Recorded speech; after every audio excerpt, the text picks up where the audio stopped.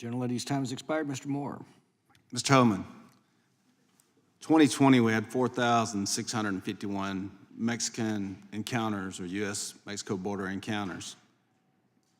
That was in 2020. In 2021, it went to 1.7 million in 12-month period. What changed? Why did it go from 400,000 to 1.7 million in 12-month period? How's that possible?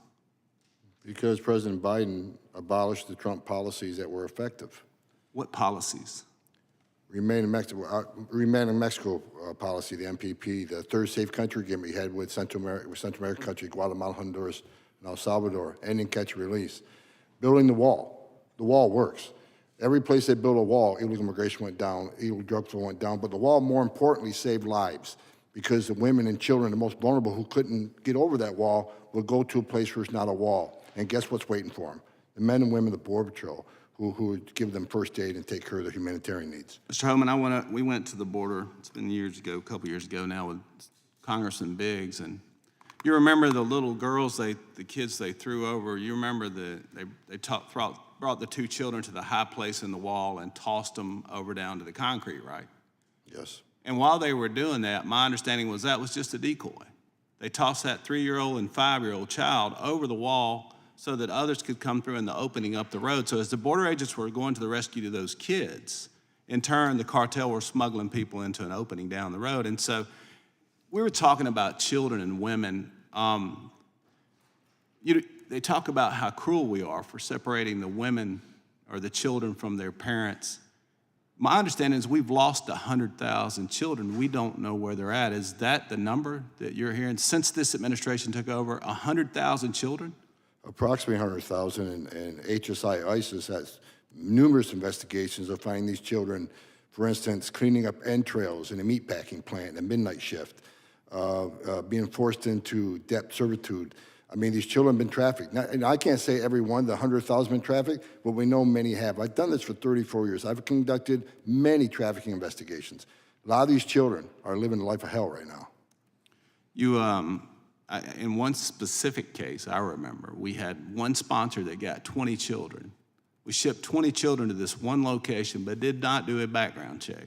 You can't work a nursery in a church without a background check. And we sent 20 of these children to a place, to one sponsor, with no background check. What's happening? When you say indentured servants, tell me what you mean by this indentured servitude that you mentioned when you're talking in your testimony. What does that look like? That's how they pay their smuggling fees. When they get smuggled in the United States, they'll owe the cartel. Their family owes the cartel smuggling fees, and they're forced to do labor to pay those smuggling fees. So these moms and dads send their children, put them in the custody of this cartel, and then they have a fee they have to pay back. Is that what's going on? Approximately 450,000 children have been smuggled across the border in the hands of criminal cartels. And they're servants, basically. They're indentured servants now to the cartel. Many are. Unbelievable, unbelievable. Mr. Hamilton, what do you think, how did his administration utilize the Section 212F to make the patchwork? Is that what you call it? Is that how we did it? Did y'all secure the border? Because Sheriff Daniels came in 40 years, 4 decades on the U.S. southern border. He said in 2018 he had never seen it any more secure than it was then, and it's not worse. It's never seen it worse than it is today. What were y'all able to do that worked? Look, I think, again, without sounding like a broken record, MPP was a critical program. You have to dry up the flow. You can't just keep processing on the back end and allowing people to come into the United States. You have to dry up the flow of people who get caught and released into the United States, because ultimately, that's the only thing that matters. Yeah, and it's not us talking about it on the news. It's them calling back home on the free cell phone saying, hey, we got a job, or we got subsidies, or we got a place to stay. Y'all come join us. That, when you talk about dried up, you talk about putting pressure on the border. When you open it up that way, once we get them in here and they know they're calling back home, then it just continues to flow. And that, I tell everybody, a closed border is a compassionate border. We're losing children, we're losing families, we're having families separated, obviously, but also just the death, the people trying to make that trip, and the women getting raped. The compassion is the closed border. But so you're saying that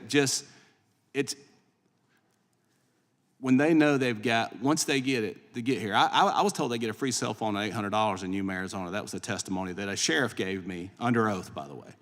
And so, but then we just ship them wherever. So that's just, that's the issue, right? I mean, once they know that if they come here, they've got an opportunity, it's hard to stop it, isn't it? That's precisely right. It's the only thing that matters is release into the United States and the ability to get work, whether with or without authorization. And that's precisely why the Senate bill is such a disaster. Because instead of stopping catch and release, what the Senate bill does is it mandates catch and release for significant numbers of aliens coming to the United States. So instead of solving the problem, it's just going to exacerbate the problem and make things worse. My time's up, and with that, Mr. Chairman, I'll yield back. Thank you very much. Mr. Hunt. Thank you, Mr. Chairman.